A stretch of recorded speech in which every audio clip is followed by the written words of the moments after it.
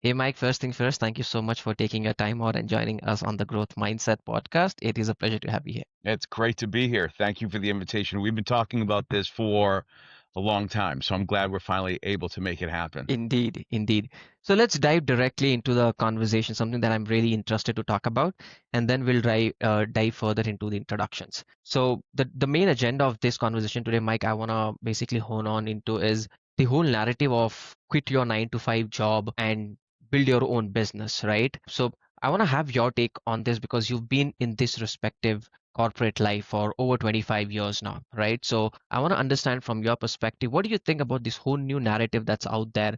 Quit your job, go and chase your dreams, build your own business. What are your thoughts? Do you think that's fine, or what are your thoughts? I mean, I think it's an amazing concept. I think a lot of people go out into the world to try and execute on that and fail. But I think the failure is what sets you up to do the next thing better, right? So I have this mindset where every single weekend I go out into my world and I figure out, if in a very entrepreneurial way, I figure out what are the things that are going to go ahead and make me money. Now, it's not money in the sense of like, how can I go ahead and get cash flow coming in?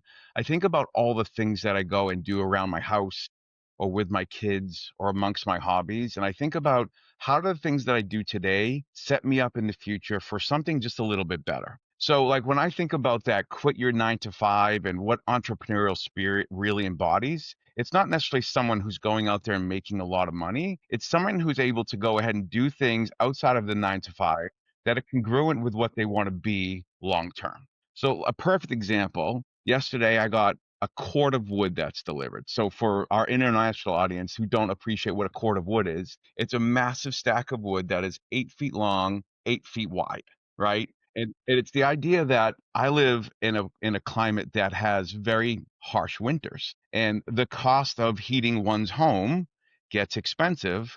But when you can do it with wood, you can often offset a lot of those expense costs. So right now, in the middle of almost now July, I'm going to go out into my yard, stack this wood, and prepare it for the winter, knowing that I spent $300 to do it, but it's likely going to save me $1,200 to $1,500 in heating costs because that wood will burn and heat my house where I don't have to go ahead and use expensive oil or propane. So it's like those types of things where, yes, it's not a 9 to 5 or breaking that 9 to 5 hustle culture, but it's certainly a way that I kind of go out into the world and think very entrepreneurially that says, what can I do that just improve me that much better? What can I do that sets me up for, some cost savings or some money savings or some things that actually just make me feel better? Like going to stack that wood is also exercise, right? So I just think about like the things that you can do for a 9 to 5 or even in your 5 to 9, before or after work, I think need to be congruent to the things that,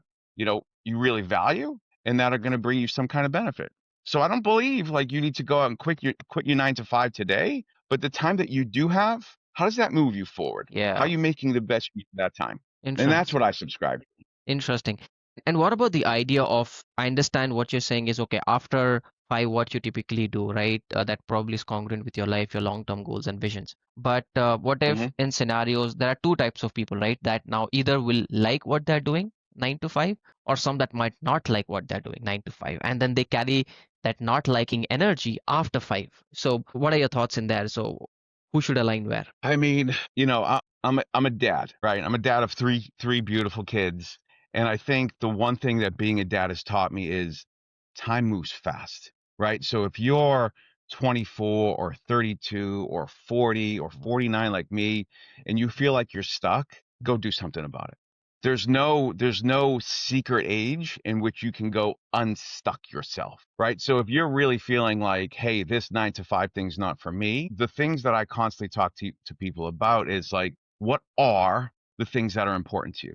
If you can go and show up in a 9 to 5 where you're driving impact, you're connected to purpose, and you're surrounded by people that you actually care about, and you feel like you're putting good into the world, that's a great job. I might not relieve that job at 49 years old, but that might not be something that a 24-year-old wants. So the thing that I would encourage everybody who's listening is figure out the things that are important to you early and go find, does that career that you're in now give you those things? And if it doesn't, go fail fast. Go figure something out because time and responsibility and all the things that leverage us into jobs that we don't want sneaks up on you pretty quick. And being a father taught me that lesson faster than anything. My kids were 6 months old, what felt like a year ago, and now they're 15, 12, and 10.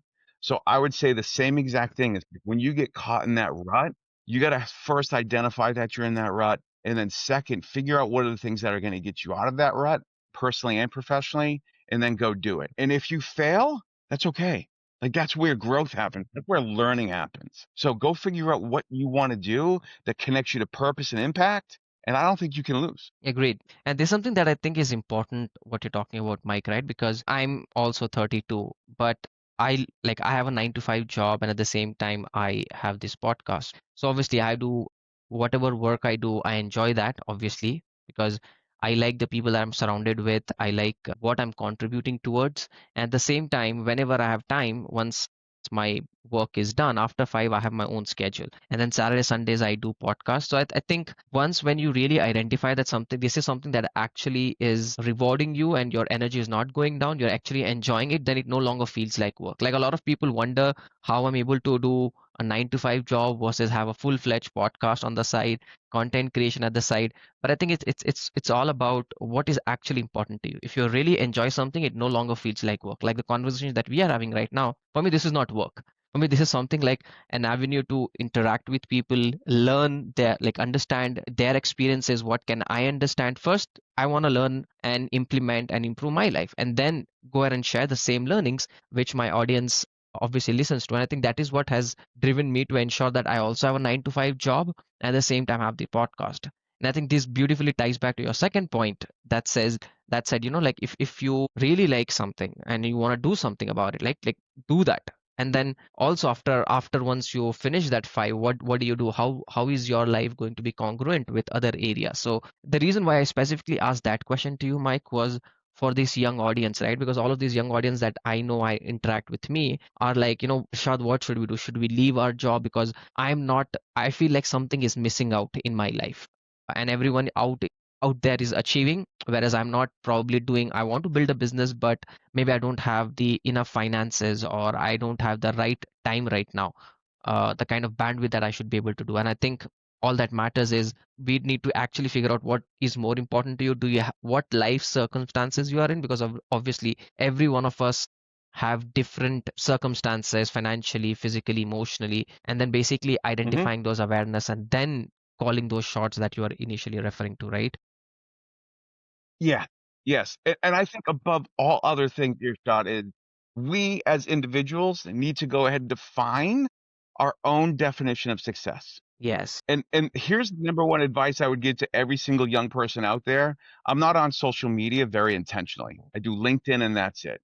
And I think one of the depths in the bowels of society is the pressure and the negative impact that social media can have on what one's definition of success is. Yes. And let's just kind of break down how you and I actually know each other. Like we were both part of an organization that was 3,800 people strong, billion-dollar software company, international in its scope.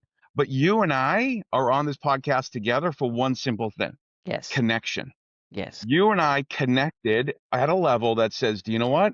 I don't care about money. I don't care about stature. I don't really maybe care about climbing the ladder as much as I need to. What I really care about is helping people. And Yes. that's what you're doing here. So if you get to go be the number 2 podcast in India and your underlining tenant is you're putting good into the world by helping people, man, that's success. I don't care if this thing makes you money or not. Like the satisfaction that you have Yes. going through every single day, doing the things you do, that's success, man. It doesn't have to be financial. You don't have to drive the new motorcycle or the car. If you're putting good into the world and people circle back to you and be like, Earshot, you know what? You really helped me through a dark time. Man, you can't put a price on that. True. Very true. And before now we dive further, because there are a lot of things that I want to cover on our conversation, Mike. But before we dive further, I want to give our audience an understanding as to who they're listening to. So would you like to go ahead and give an introduction about yourself as to who Mike is, and where is he from? Yeah, sure.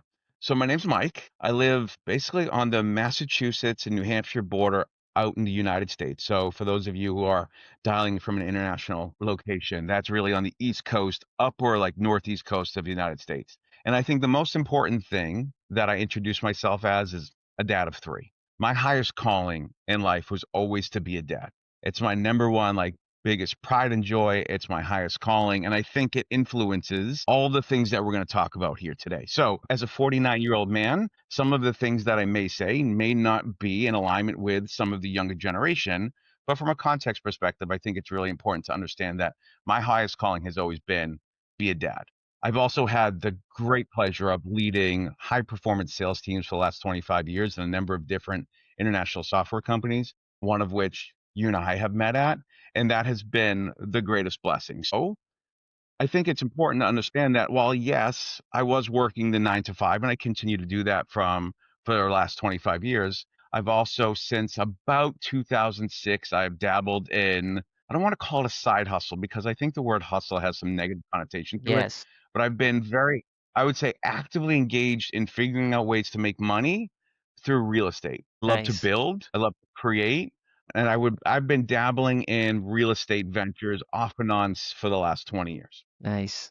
Now let's dive a little further with regards to our conversation. There are a couple of questions that I've made note of that I think will be very good for us to talk about, right?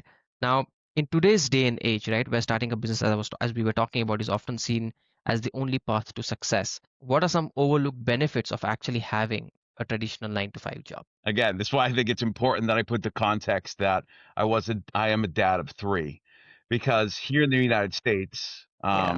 we actually have to pay for our own healthcare, and that's expensive.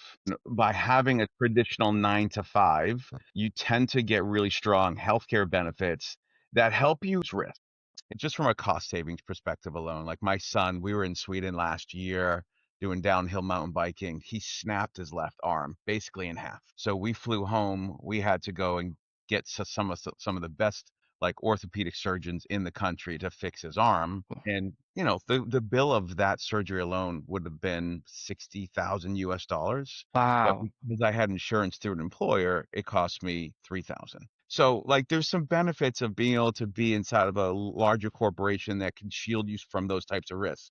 But the other thing that I would want to say is, like, being 49 years old, I was of the generation before COVID shut us down and moved everyone into a virtual place where I was going into an office all the time. So some of my best friends came from being in an office all the time. I met my wife as a kind of a connection to someone in my office at the time. And I think a lot of like the social circle and a lot of what we become as people is largely contingent upon the people that you've been surrounding yourself by. So I think about the times we were playing soccer and we were playing softball, and I think about all the trips that I went on. And a lot of those things tie back to the things that I did because I had a 9 to 5, because I was going into an office, I see there's a lot of benefit being inside of a 9 to 5 if you are a person that likes a community, Mm. right? So you don't like if you all of a sudden are this entrepreneurial spirit and you go create this thing and you'll make a lot of customers and you'll make a lot of clients and stuff.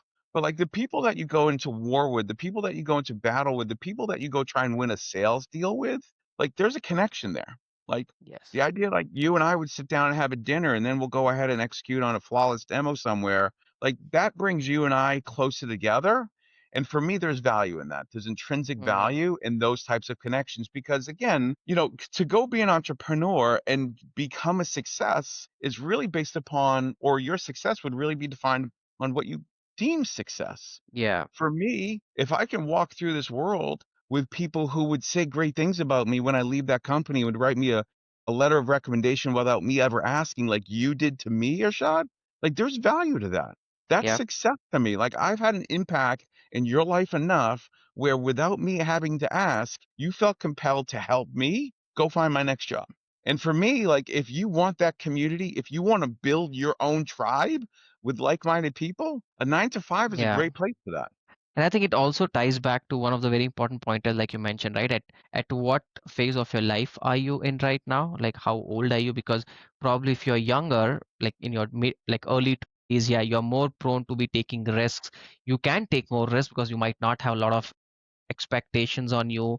But obviously, once you become a father, right? Once you Yep. start raising a family, I think that's when you need to kind of still evaluate to ensure that you're not your family is not a victim of your dreams. Like they should not be sacrificing. And I think that is what kind of holds me also as a man. Those are some values that I always think about, that it's not just about me selfish being saying, you know what, I will just chase my dreams and my family can sacrifice. I think I'm more of a person who's realized with years of experience, and there's a lot of data backed up, right? That when we share more, we actually feel more satisfied. I was just reading this book recently, Leaders Eat Last by Simon Sinek. Yes. Yeah. And in that book, he talks about serotonin and oxytocin, and how these are selfless hormones or chemicals within our brain, and how they help us contribute to the world. Because end of the day, we Yeah. are all social animals, right?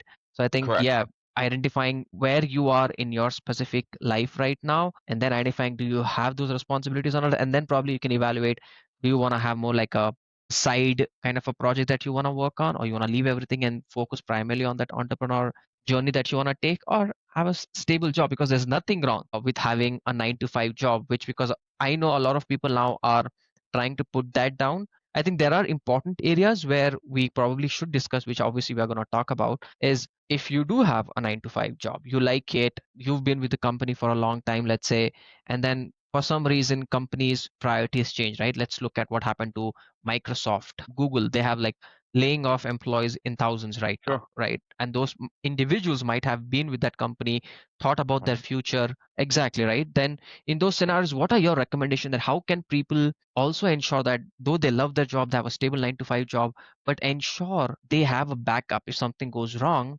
they can come rise up again. Yeah. I mean, it's funny, Ishad, like the way that we respond to those situations, whether we go become an entrepreneur, how we handle being laid off is so much, I feel, hardwired into how we were raised. About if I think about my own upbringing, my parents have been married for 52 years. They were Wow. really young parents, grew up very what we would call like blue collar, middle class in America.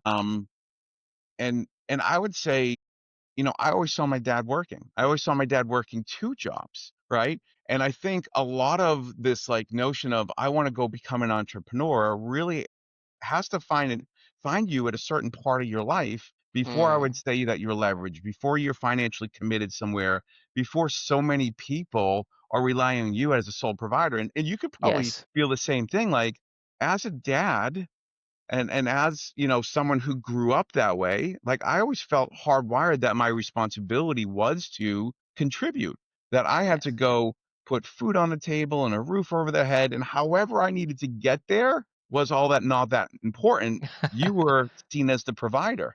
And I think True. if you're gonna be a real entrepreneur and break that mold, you have to be okay with not being that provider for a little bit, taking that risk, or finding a partner that can support you in the hardest and the best of times, right? So I think Yes. that's key number 1, to go back to your original question. Key number 2, how do you go ahead and hedge against that event where you just got laid off? And I have firsthand experience, was with your now employer, my former employer, for 20 years. And I thought I was untouchable. I knew where all the bodies were buried, earshot. I had the command and the respect of a very high performing team. And I thought I was really going to retire at said employer. But like you said, priorities change and we're in a business. And I think the one thing, the best lesson that I learned from all of this was, Mike, that little voice in your head that says you're going to lose your house, you're going to have to downsize, you're going to have to change. Don't listen to that voice. Hmm. That's the first thing that I would say, because so much of you bouncing back and finding your new rhythm is mindset. And it's, Hmm. if you can believe in yourself and you can value the experience that you would bring to the next person, there's no better thing that's going to set you up to go ace that next interview than having the confidence in yourself that what you've learned and what you bring to the table has an intrinsic value that others are going to see. That's it. Wow. So you could talk about, I have a year of money in the bank, or we can go ahead and Hmm. cut back on spending. And I would really encourage everybody, like, don't worry about the money. You will always Hmm. figure out a way to secure the things that you need to secure, and you will quickly figure out who is important and what is important in your life. And for me, that was one of the most freeing things, because Hmm. I, hardwired as I need to provide, was doing things that I wasn't really in alignment with the person that I wanted to become.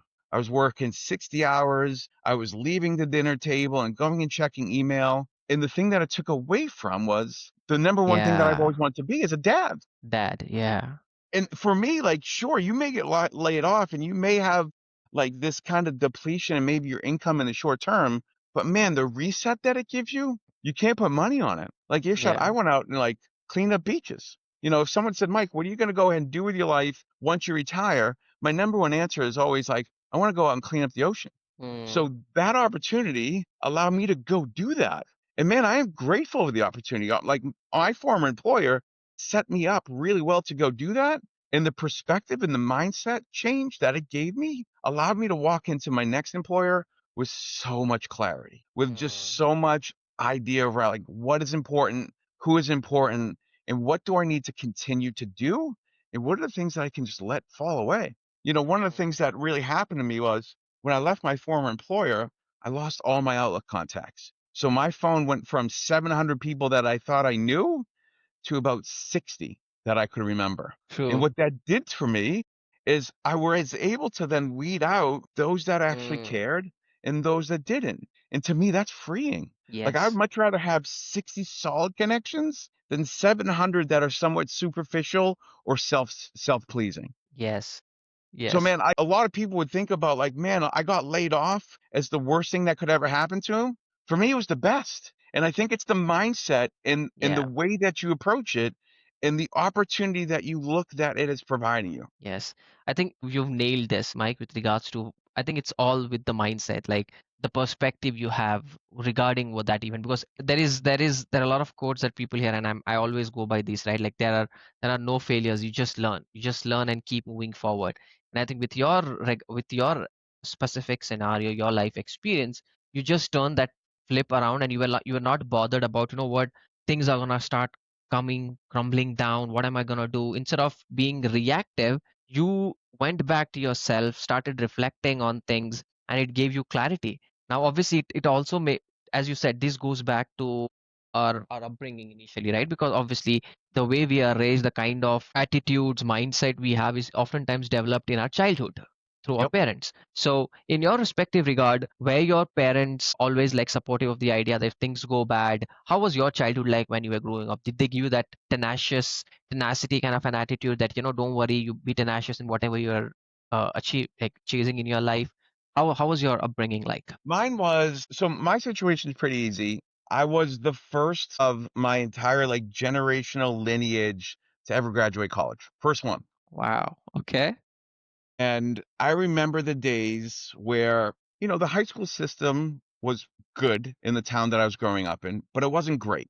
And I Mm, remember I had the opportunity to go to a private Catholic high school as a child. And I felt like that decision was going to set me up better to get into the university that I wanted to get into, which then mm, allowed me to set up to get the job that I would ultimately want to get. Right. So at a very early age, my parents allowed me to make the decisions that would guide me to the path that I wanted to go ahead and cut. And they were always supportive of it. But the thing that they made me really feel was the sacrifice that it meant to the family. So I remember, mm, now it doesn't sound like a lot of money now, but back in the early 90s, the idea of paying 4,000 US dollars a year to go to the Catholic high school instead of going to the one down the yeah. street for free was a lot of money for my family. Like Yeah. $4,000 would take a family of five to Disney World. So every single year, I was constantly True. reminded that instead of going to Disney World, I was going to the school. And my parents Mm, are really, they never made me feel guilty about it, but they always allowed me to feel the importance of the decision that I was making and the sacrifice that everyone else was feeling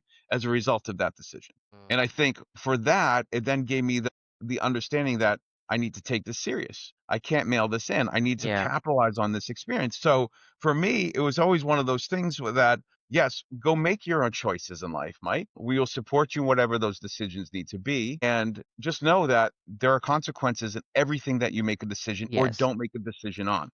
And I think that's the Yes. important thing. It's like, I listened, we once had this keynote speaker and I'll summarize it real quickly, but he was climbing, I think, a mountain in the Andes, and all of a sudden, he and his partner, who were tethered to each other, he like fell down into a crevasse, and he was just dangling there. He was too heavy. His partner couldn't help him up, so his partner had to make the decision that he needs to cut him for his own life. So Yeah. his partner cuts the rope. He falls down to what his partner thought was the death, but the guy ended up surviving. And the guy ended up getting out. And the lesson that he taught everybody in that keynote was no matter what you're doing, just keep making decisions, whether they're right Mm, or wrong. This whole idea of like paralysis analysis is where like growth and innovation and creativity yes. goes to die. So whether you're making a decision and it turns out to be right or wrong, just keep making them because it gets you to the path that you want to follow. Interesting. Love it. And this also, like, this intrigues me because I think there is still a layer which I need to uncover, right, Mike? Which is you made that decision saying it'd be better for me to go to a private school versus getting into, let's say, going into that Disney tour, right? Yep. But how did you make that decision? Do you know what made you take that decision? Because that's a great clarity, right? So did you have someone that you really looked up to who embodied this, like a mentor, or you saw someone that you really liked that drove that decision? I didn't. Well, I did, and it was my dad, and I Mm, saw the I see. physical toil and the abuse that he was putting on his body as a mason and as a truck driver every single day, and I kept thinking to myself like, man, like embodies Mm, work ethic to the highest degree, but I know he's going to be crooked when he hits 70 years old and he's going yes, to have a compressed spine and he's not going to be able to, I just knew like the sacrifice he was making, he was going to have to pay that toll when he got into his 70s. And sure enough, he is. So it was that level of, got it. man, I don't think I could do that. I don't think I could labor as hard as him. I don't think I want to work 7 days a week like him, which made me say, I want to go this more professional route. I want to use my brain instead of my Mm. body to figure out how I make a living. Wonderful. Perfect. That makes sense now, right? Like what drove that in a decision of yours to chase to basically pursue that. Now going back to one of the other point of which you said, right? Like when people get laid off, one of the major issues they have is they start getting reactive and wondering like what do I do now, right? How do I come out of this? How do I bounce back? What kind of clarity you had? I understand some of the clarities that you might have had, as you mentioned. I'll go up and clean the ocean, right? Beaches, things of that sort. But were there any specific practices that you do? Because sometimes people have practices, right? They wake up, start journaling, they'll go back, sit. Maybe you going to the beach to clean is itself was like one of the practices, maybe, right? But were there any other practices that you did to kind of go back, reflect, and have that clarity as to what is important versus what is not? Well, there was a couple of things that I did just to ensure that, look, I mean, Earshot, I'll tell you, living without an inbox for 8 weeks was the most freeing experience I've had of my life. Like, I literally just needed to use my phone for music, right? So it Yeah, was one of these things where everything in my life started to bring joy into me because I didn't I see. have the pressure of needing to be an executive or needing to guide someone or defend somebody or sell something. So for me, like those 8 weeks were the most freeing things in my life. But one of the things I learned in that was when I didn't have that pressure of having to be somewhere or having to support something, and I had that little bit of a safety net that my former Mm-hmm. employer gave me from a severance package. It Yeah. really allowed me to do all the things that were super important, but still stay in it. So I got super Mm, healthy. I started thinking about what I ate. I was in the gym for so many hours a day, and nice. I got what I call my meds all sorted out. You and I think, were part of a keynote speaker that said some of the most important things that you do in your day to day is take your meds. It's Mm, meditation, exercise, diet, and sleep. And yes. if you take your meds every single day, the things that are going on up Yes. here just stay in such a clean state, right? So I True. was able to really take my meds every day, which has put me into this moment of clarity that once I finally got out of my exercise routine, I had some good food in me, I would sit down every single day for 2 hours and still stay in the fight to try and find the next job. Every single day, Nice. I dedicated 2 hours to doing research, to doing LinkedIn, to applying to jobs and reaching out to my network. And the thing that I would tell anybody, whether you're 24 or 55, and I've stolen this quote from somebody else, but your net worth is your network. So Yes. no matter who you are, if you find yourself in that situation, the number one thing that you can be doing is start reaching out to your network, start Yes. leveraging your network, right? So that was the thing that ultimately allowed me to have a couple different choices as to what I wanted to go then do next. The other Yeah. thing that I felt was super important was as I walked through every single day, I tried to figure out like, great, I'm not contributing the ways that I would normally contribute. So what are the other things that I can do, Mm. especially for my partner, my wife? So I really got into cooking. Like I love to cook, but it was the other thing that I said, you know what? I have this free time. I would love to go ahead and make a dish that actually takes me 90 minutes because I've never Yeah. had 90 minutes before. So I really finally took the time So like revel in the opportunity of Yes. now that you're out of this grind, what are the things that you want to go do? And man, I feel like I took super great advantage of the 8 weeks that I got to the point where going back to work was really hard. It was really hard because I love the person that I became. I took Yeah. that opportunity to become the best version of myself. And now that I have that 9 to 5 back in there, I make sure that that muscle that I built in those 8 weeks that I was off, I still find time to prioritize getting to the gym, eating healthier, Mm, cutting out sugar, cooking meals, being present at the dinner table, being present after dinner. And one of yeah. the things that really made me appreciate was the things that we do are really important, but they can and it's okay for them to be important 9 to 5. And whatever you want to do Mm, after 5, whether that be something entrepreneurial, something that you hold dear, one of your passions, make room for those things. Because as you make room for those things, man, you show up better in your 9 to 5 every single way. yes.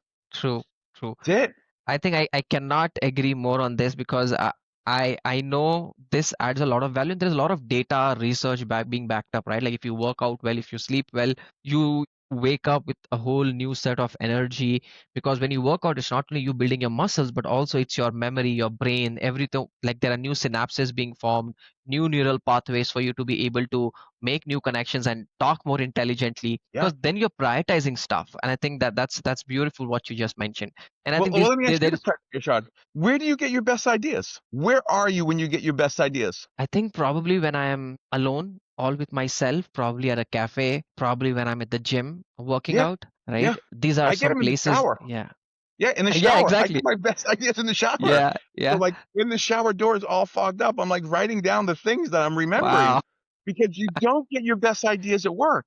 You don't Yes. have creativity and Yes. innovation when you're in work. So, if True. you can go ahead and find the things that make you a whole human, man, you can't prioritize those things enough. Agreed. Agreed. And this is lovely. And one of the other areas that I want to get into because I think we have covered some really good ground and those are some really important things I think would help first the young teenagers people that are at early 20s. We spoke about them, what they can do, take risks or not take risks, what criteria they should identify. Next, we also spoke about people in their jobs, losing their jobs, how can they bounce back, how can they find clarity. I think that gave us some really good mental practices to follow, go back, have that clarity, and then focus on. Now, I want to get to the third phase of a conversation, which is more on the lines of a person who is in their traditional job, let's say 9 to 5. How do they climb that ladder of success? How should they behave? I know there are going to be tidbits from our previous conversation. That's fine, but I want probably some real practical tips from your end as to how can people starting from scratch go all the way to becoming an executive, leading an organization, and so on and so forth. Yeah. Well, let me ask you the question. What would you say my brand was when you and I were on the same team? When you say brand, can you please elaborate? Yeah, what do you think as a leader I was best known for? What are the things that you like the best in my leadership? Okay. I think you were able to inspire people. You were direct, decisive, and you stood up for the team. I think these are some things that are not seen. So I am a very like clear-cut person, right? I look at people in two different ways. One are managers who manage people. The other one are leaders who inspire people. Yeah. And I lean and interact with people, and I like to surround myself with leaders that are helping identify people's potential. People might not even know that they have that potential, but I've seen you interacting with other people telling them come forward, give us like whatever you are good and come forward, share that with the team. You give a platform for others to come and talk about whatever they are doing, look at ways as to how we could work as a team and improve. Yeah. I think those were some really powerful things that I saw. I think that is what I Yeah. would say. Yeah. And I would say those are the core tenets of who and what I want to be as a leader. And I think that's the Mm, most important thing is, everyone is going to have a boss in corporate America, right? yeah. And you will be influenced by your boss in a number of different ways. But the one thing that I would always say is if you want to go ahead and become an amazing leader, stay loyal to your brand. So Mm, if I all of a sudden was wishy-washy on the things that I did. Yesterday I was decisive, today I'm wishy-washy. I mm, can't get people to follow me. I can't get mm, people to align to the vision that I want to share with them, right? If I was going to be I would say direct, or mm. if I was going to be the opposite of empathetic one day and then empathetic the following day, Yeah. people wouldn't trust me, right? So I think the thing that is so important is regardless of what your leadership wants you to be, stay true to yourself. Mm, Own your brand. Know who you are and allow your people to see you in that. And even if that means you have to take a step down in a battle or you might have to lose a fight or you don't get your way, I think one of the most important things to do is remain true to yourself. Because if I show up every single day and I remain the curious, empathetic, good listener, direct, candid. If I continue mhm, to be all those things, everyone will know how they can interact with me. And then they will be able to flex up to me or they will give me the visibility into who they are so I can flex to them. But if I'm not that same person every single day, yeah. people don't know how to flex to me and I won't know how to flex to them. You know what I mean? True. So I Yeah. think that is super important is no matter where you stand in hard times or great times, stay true to who you are. The second thing that I would say is know the things that are really important to you.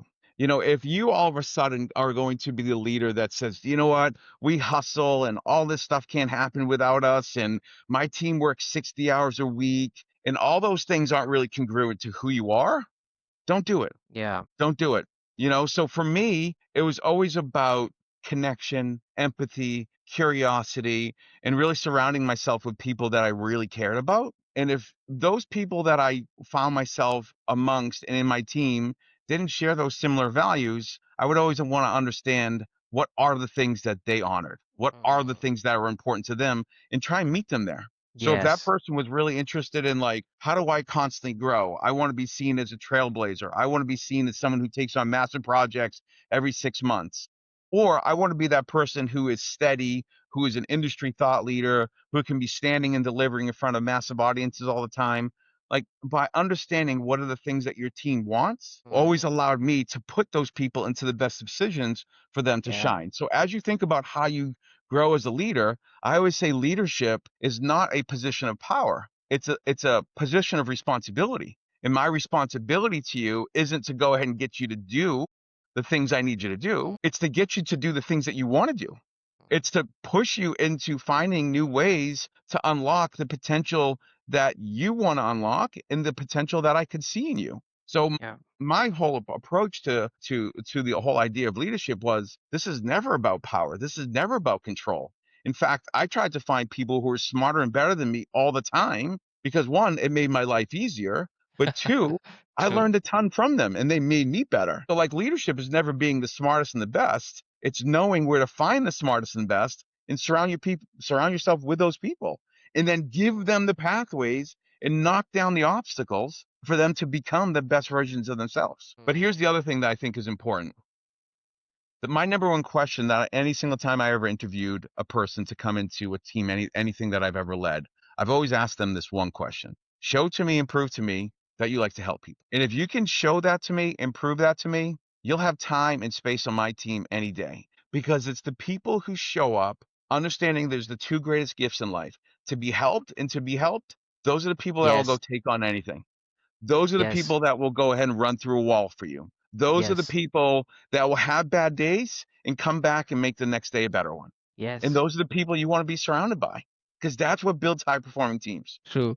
I love it. And this reminds me of one of the quotes and a story that I had read. I think it's in the book called as Endurance, where there is a ship, a captain, right? And he knows he's going to be exploring a different part altogether, like explore unexplored places. So the journey is going to be very, very difficult, right? So obviously he cannot take people that don't have that tenacious attitude, never giving up mindset, things of that sort. So he puts an ad on a newspaper saying, you know what? I have these other requirements I have. You are not going to get food for 3 months, or you're not going to get proper food for 3 months. You would have to probably be, like puking the entire journey on the ship. The ship or whatever. Yeah. You might be working 18 hours, 20 hours, 23 hours without any sleep. I mean, he gave it so bad. And then he probably gave, the amount that they'll be paid out. And then there were around 5,000 people that showed up. And the best part was when these guys did show up, he hired a crew member. I don't exactly recall how many, but he hired a few people. They went onto the ship, and their ship had crashed, which means they were now on a barren land with no food and resources. But those people still survived for like Yes. couple of months, if I'm not wrong.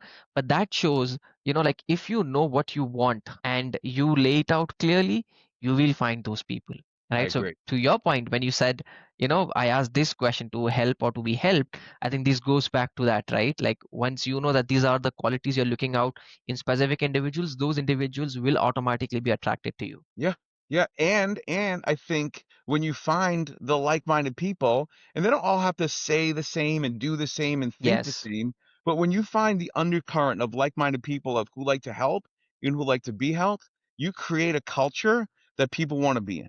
You create an Exactly. environment that allows people to thrive. You create a community where people know that if they have a bad day, someone's going to lift them up because the following Yes. day they might need it in return. And I think True. there's a lot of comfort coming into that situation. So like we've talked about the 9 to 5 a lot.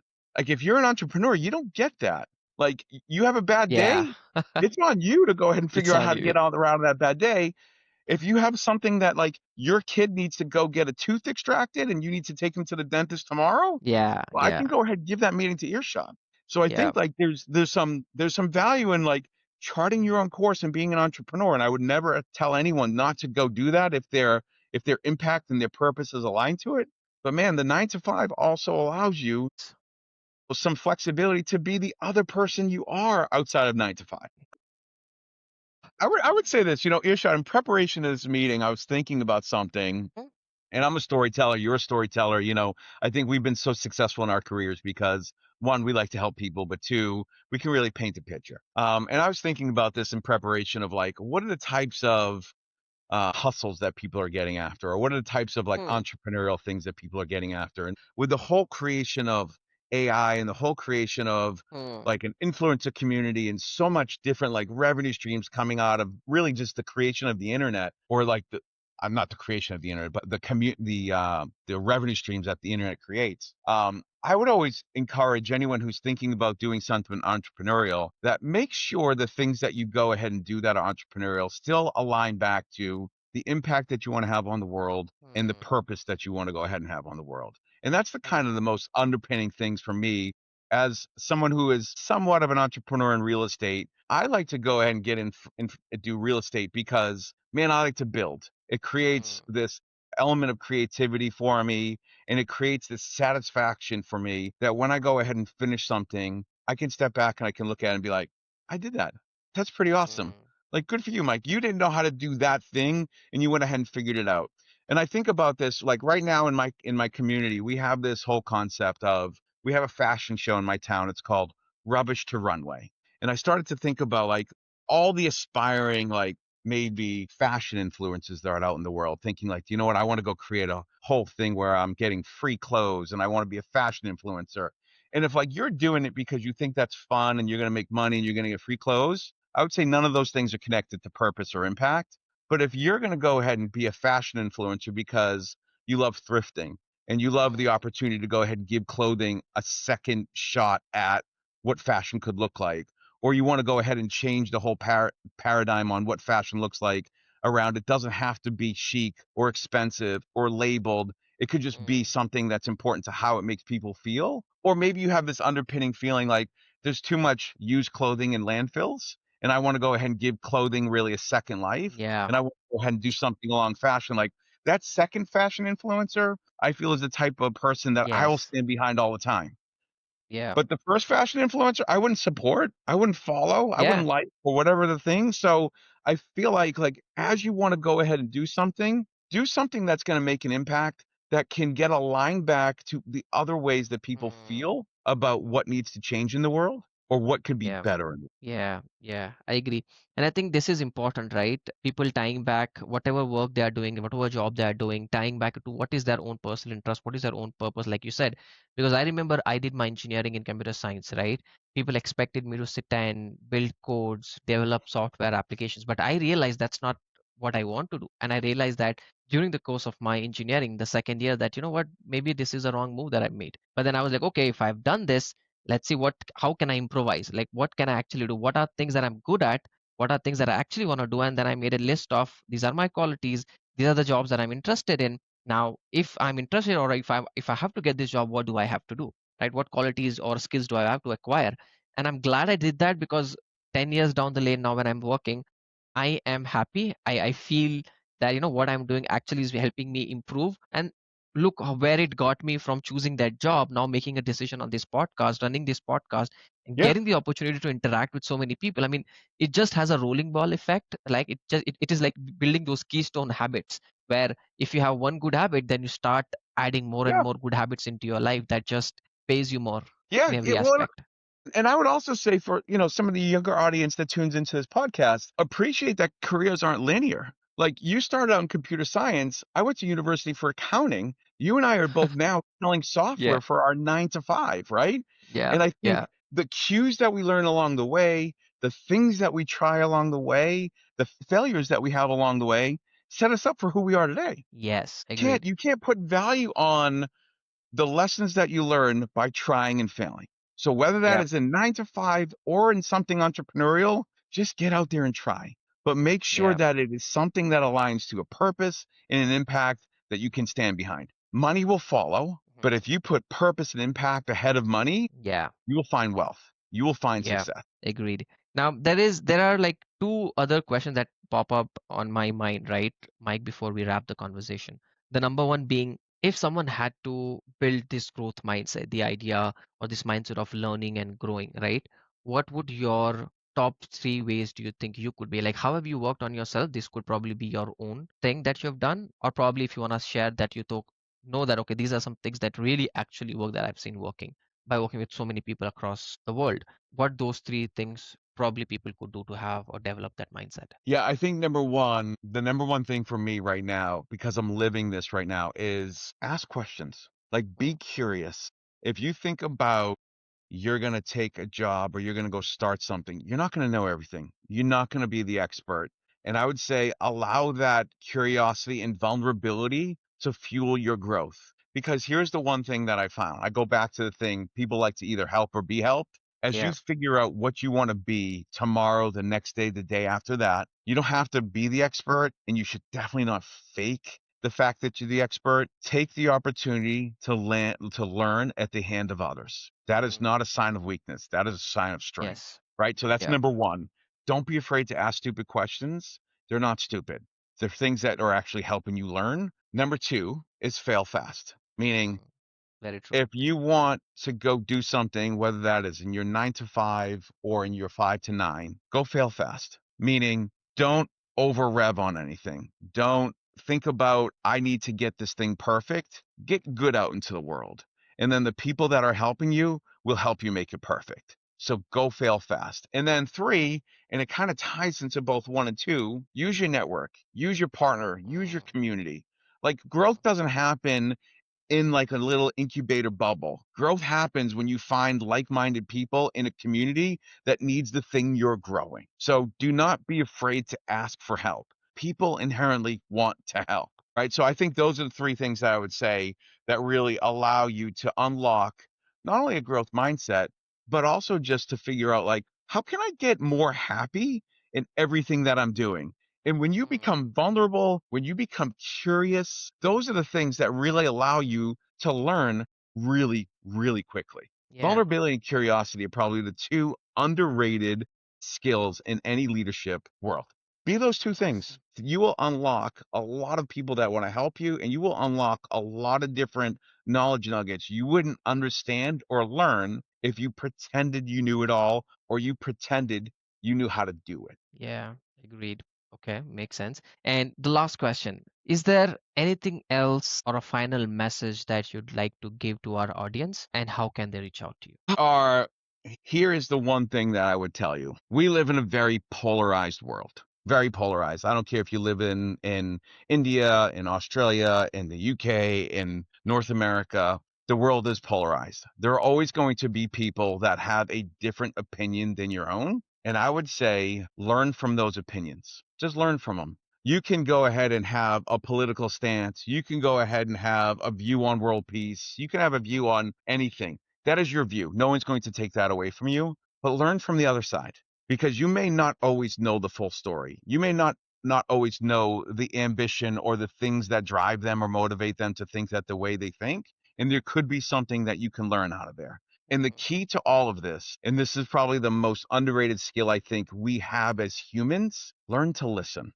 There are two things. There's the art of listening, and then there's the act of listening. The art of listening is when you show up with the intention to learn, not with the intention to respond. If you go through every single day practicing the art of listening, you'll become the most well-informed version of yourself where knowledge just finds you and you don't have to seek it out anymore. Practice the art of listening. That is powerful. And I'm glad we are ending on that term.